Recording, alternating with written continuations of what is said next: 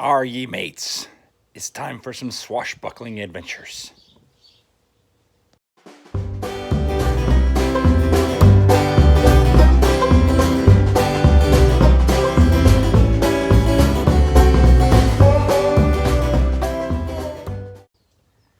Hello my friends, and welcome to Tom's Tinkering and Adventures. Today we are going to be working on a mount for this US Navy Cutlass. I'm going to be making a display mount for this for a friend of mine who is retiring after 30 years naval service. Pretty good pal of mine. He is not the handiest guy in the world, but he's an awesome guy. So he asked if I could do this. I don't know how much they charge for one of these things, but we are going to make it for probably less than 20 bucks, not counting the cost of the Cutlass. Now, I made my own shadow box when I retired, and I don't remember exactly how much I spent for it, but I actually used a Cutlass in my shadow box. In fact, I'll pop a picture up here, or we'll go in the house and I'll show it to you here after I'm done speaking for a minute here. But I asked if he wanted a shadow box like that. He said no, he would just display his Cutlass. But anyway, I purchased this pine 1x12 by 4 foot long board for about $9, and I purchased some hooks for the back of it to hang it. I think it was another $2. I think I have $11.45. Let's take a look here at how much we spent. Yeah, there's our hooks, $11.33. So that should be all the material costs that we're going to need, and we'll figure out the design of this in just a moment. Let me go show you my shadow box real quick, and then we'll come on back.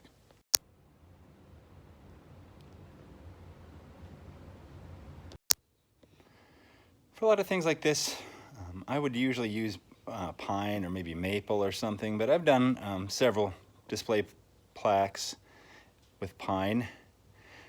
I don't mind the way the pine looks. I like the knots and stuff. Like this one has a couple of knots actually underneath here. Although I'm going to try to position it so that when this is on here, it's going to kind of cover the knots. Knotty pine does look pretty cool. They do make much clearer pine with less knots in it, but you pay significantly more.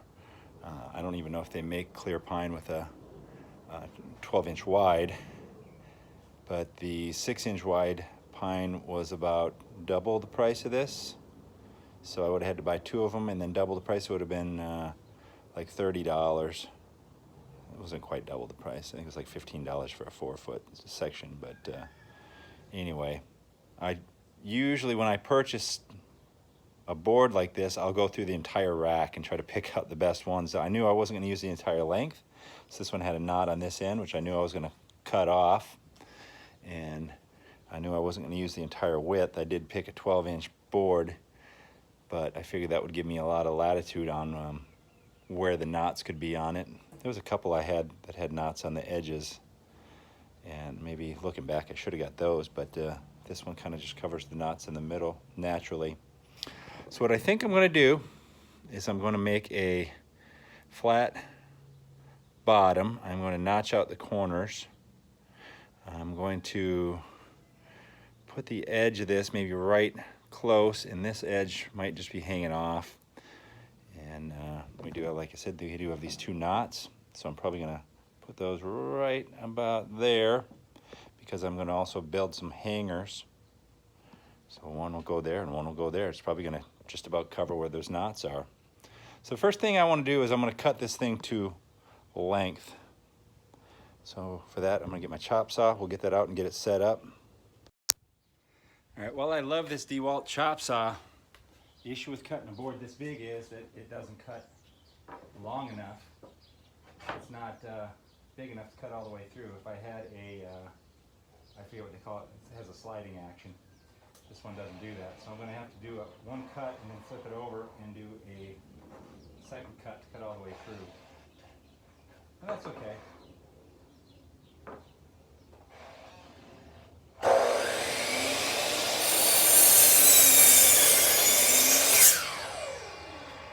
I think they call it a sliding compound miter saw. The one that I'm thinking of.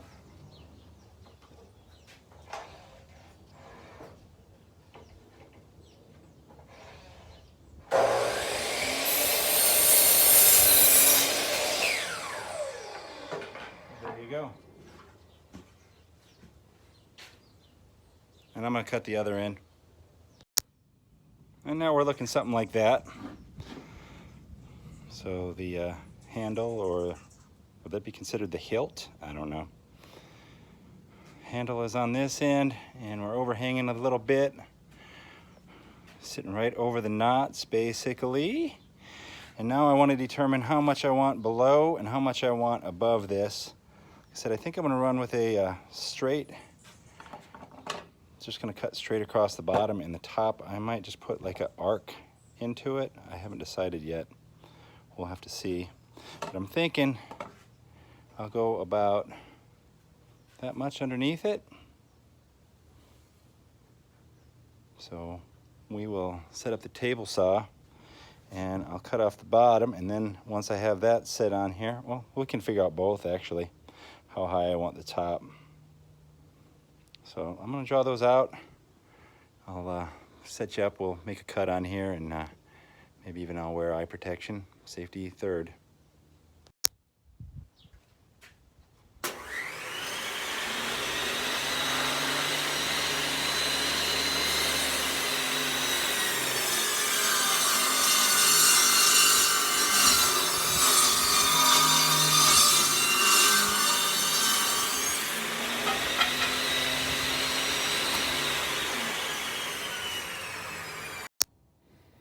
I honestly believe my friend would be overjoyed if I just put some stain on it and put some coat hooks on it like this, but you know, that's not how I'm going to be operating this system here. So we are going to cut some corners out.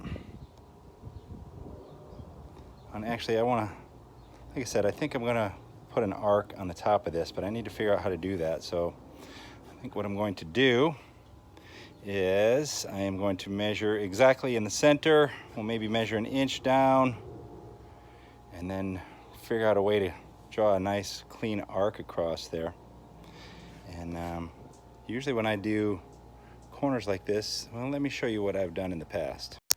I'm sure there's fancy ways of doing these sort of things, but I like to use what I have on hand. So you know, to make a nice round circle out of the corner, we're just going to trace this on here. What I'll probably do is I will mark this with the magic marker or something, so that way I get them all the same. So if I mark it, you know, right where my thumb is, or right where my forefinger is, and then put those right at the corner all the way around, you'll get the exact same half circle or whatever cut out of there. And I save lids for all kinds of things, like ice cream and 5-gallon buckets and that sort of stuff, because you can use them to draw circles and arcs. It's just the way I do it. It's probably not right, but I don't care. Using my patented Gatorade cap technique, I've drawn off the corner there and the corner there. I measured to the center of the board, and then we just measured down the width of this machinist ruler that I have. And I kind of just drew some straight lines up to the center, or just outside of the center. And now I want to, like I said, just put a little bit of an arc to it. Maybe not too much over here, because it's going to cut out. I want to cut it out there as well. So maybe I'll actually change the way I do this and go straight for a bit, and then throw in the arc. Now I grabbed this 5-gallon paint can lid, and we'll see if we can't use that to maybe put a little bit of a curve starting up here, and then maybe use the bottom of it to bring it up so it'll be like up like that and then over like that. But all this sort of stuff is just kind of do it as you feel. I mean, you're the artist, so if you're making something like this, and maybe you got better ideas than I do. Usually what I like to do is just kind of make some measurements for these arcs. So, you know, I'd measure over maybe 4 inches and then start with the arc up, and then the same over on this side, so they all kind of match. But I'm sure there's better ways of doing it. It's just the way that I've done it, and they've turned out okay in the past, so maybe I know what I'm doing, maybe I don't. I've got us all drawn out here, at least roughly. And the good news is that the sander will save us all. So we're going to go ahead and use the scroll saw here.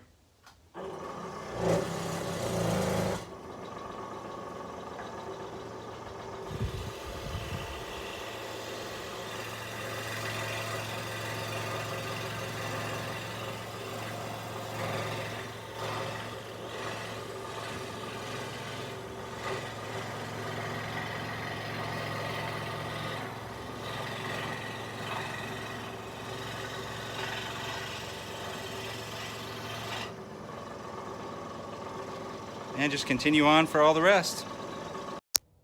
All right, I hope we're getting an idea what it's going to look like here. This is before any sanding. Got this little kind of peak on the top now. He mentioned that he wanted to put a coin. So if you know anything about military, they're big on challenge coins, they're called, and they're about, there you go, look, I got you. Oh, yeah, whatever. So I left this area here, that's why I put that kind of a peak there, so we could put the coin right in the middle. And I think it's looking okay. Not quite symmetrical here, but I think once I sand it down, it's gonna look a lot better. I like the way these rounded over edges here look. I almost wanna round over this one, but I think these look good on the bottom as well. What do y'all think? It's looking okay. So I'm going to sand that down, and then the next thing we're going to have to do is figure out what we're going to do to hold this Cutlass on here. Looking pretty good now after I got it sanded down. The next thing I'm going to do is I am going to router the edge, and I think I'm going to use this router bit. I've already cut a practice one on here, and this is called an OG bit, spelled like O-G-E-E. So I have router, okay, I got the shadow right here in the middle of this. Router mounted to my table saw, so it's kind of a router table. And I probably won't record that because it's just loud and makes a whole bunch of sawdust, but I'll show you the finished product. Okay, so you can see how this edge gives it a more finished look.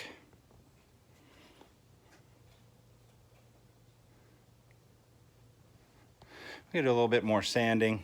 The router does a pretty good job, but especially like on the end grain, this is all going to have to be kind of sanded by hand.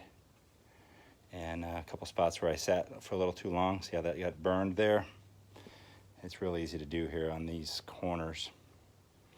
But as far as this board is concerned, it is mostly done, some sanding, and I need to install these on the back. And I think what I'm going to do is I'm going to go straight from the center and then go 8 inches over, so they'll be 16 inches.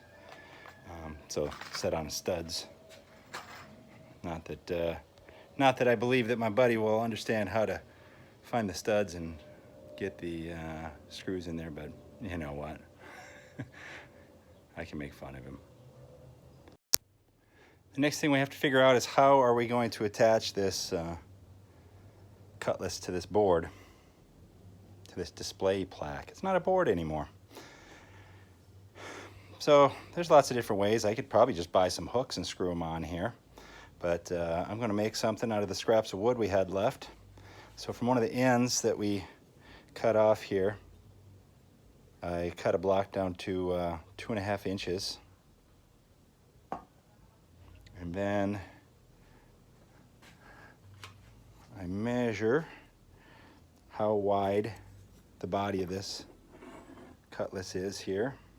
So it's a little bit under 3/4 of an inch, and then how wide it is. Let's flip it this way here. I don't know how well you can read that. It's about 1.5, 1 3/4. So if we space this thing off of here about an inch, you just got to do a little bit of messing around, drawing, and I have already done this, and that's what I came up with. Look at that. Today's Sesame Street is brought to you by the letter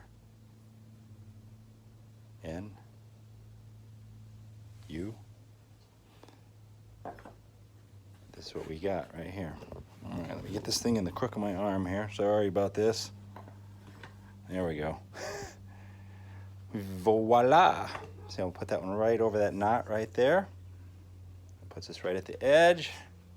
It puts us just off the edge here. And this other one will go right there. I'm going to cut it exactly the same as that one. So I'm just going to trace it on here. Cut it. We're going to sand these down. And then I'm probably just going to sand the edges over. I thought about running them over the router, but I think I'm just going to sand the outside edges over and leave these inside edges still sharp. I think that's what I'm going to do. So my initial prototype turned out okay. I said I'm going to sand this all out, make it nice. Maybe even bring this down a little bit more here. I don't know. What do you think? I think it'll look okay. So we're going to cut this other one up just like that one, or close enough. Sand them down and move on. So what do you think of that? It turned out okay.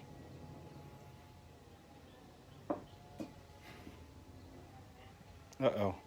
Better step down. There you go.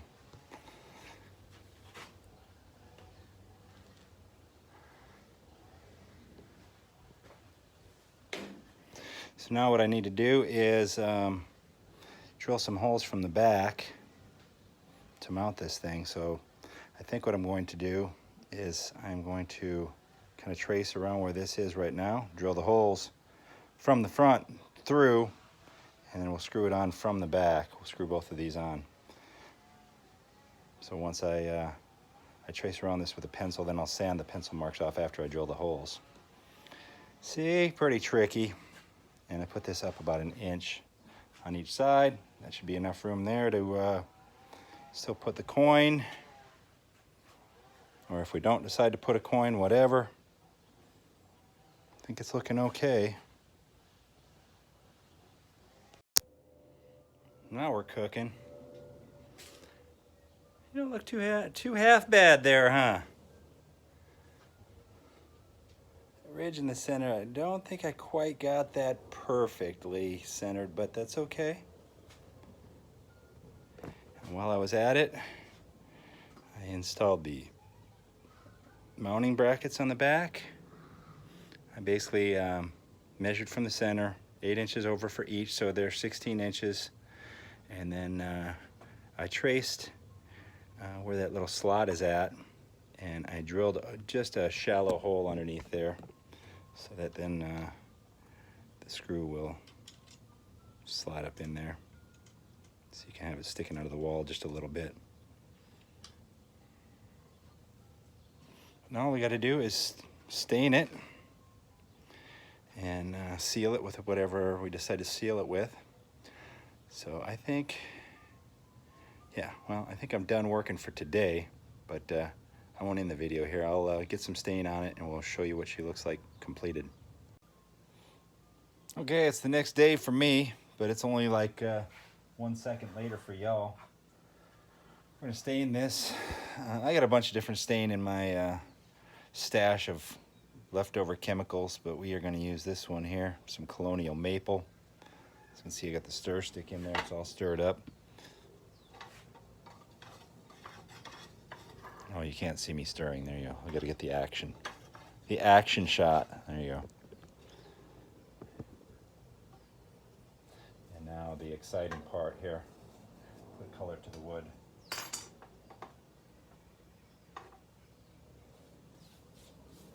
When I put on stain, I like to kind of put it on heavy and let it sit. And then, since this is for a friend of mine, I'm going to do Nothing But the Best, one of my old socks here. So I'll let that soak in, and then I'll wipe it off and kind of into the wood with my old sock. So that way I'll know that my old sock has touched this item that my buddy's gonna get. There we go, we got a coat on there. We're gonna let that dry. And then I'm trying to decide if I wanna put polyurethane on it or maybe some of this teak oil. I really like the look of the oil, kind of as a more soft appearance. I put a little bit on this test block here. You can kind of see. I didn't even sand this, but we'll see. I'm gonna think about it. Well, there's two reasons why. Number one, I like this teak oil, and number two is that the polyurethane I have is probably 5-10 years old. Let's go take a look at it. I don't even know if it's any good anymore. So I'll have to go purchase some more. Yeah, we'll open it up and take a peek. And that's a clear satin. I also have this wax, which I could probably put on. So we'll think about it. Looks like our shelf life might have been exceeded.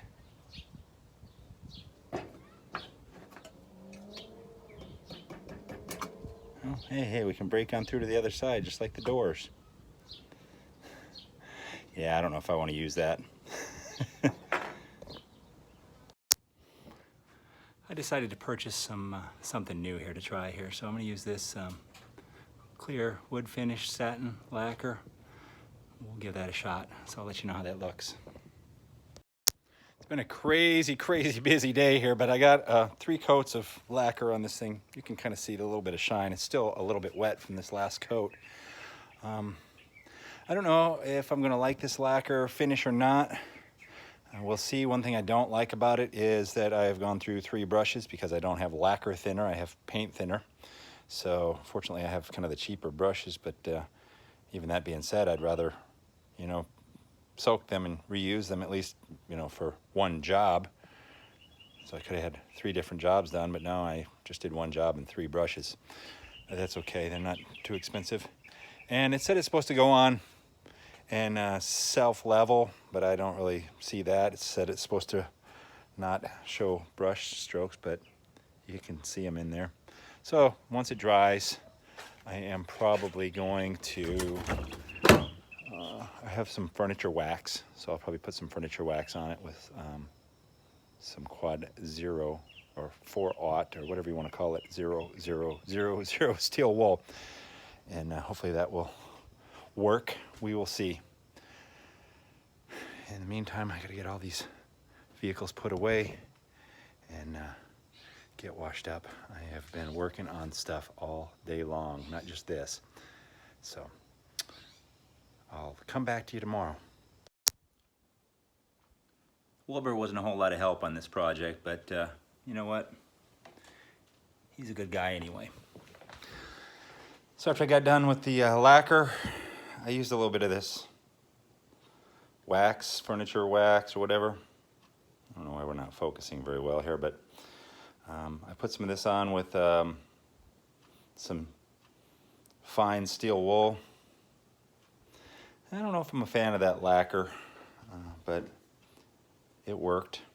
And then after that, I used some metal polish, cleaned up the Cutlass. And here, let me set this thing up a little bit, make it look a little bit better. There you go. I used the wax to stand this up. I think it turned out okay. Not too shabby, considering what we got invested in it. There's a few things that I would do differently if I was to do this again. Not overly pleased with the way this whole top part came out. It still wasn't quite symmetrical. This side's a little bit off from that side, but I'm being a little nitpicky. And then there was a little bit of a knot right here that caused a little bit of burning, and I had a hard time sanding that out, but it will make a pretty nice little display piece. I think my buddy will be happy with it. And I already have someone else asking me to make another one, so I guess I better trace this one out a little bit so that the next time around it'll be a lot easier. I'll just have some templates. If you're liking what I'm putting out, give me that thumbs up. Leave a comment down below. If you're not already a subscriber, please consider doing so. And if you are a subscriber, thank you very much. I appreciate it. Thank you very much for watching. Get out there and find your adventure. Adios.